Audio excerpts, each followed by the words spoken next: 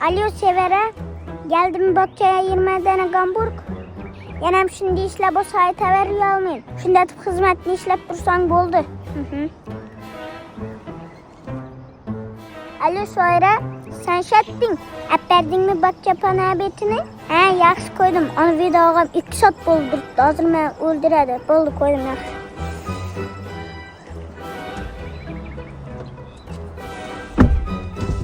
Gülkanı 8.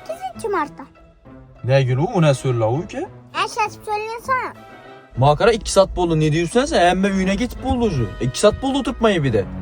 Sağ ol be şunu öğrenip misin? Ha. Sana cidden vereyim mi indi? Kaçan giremem, kaçan çıkamam. Dümözünden getirirsen lekin. Sağ ol benim mesleğe tıklayamam, çündün mü?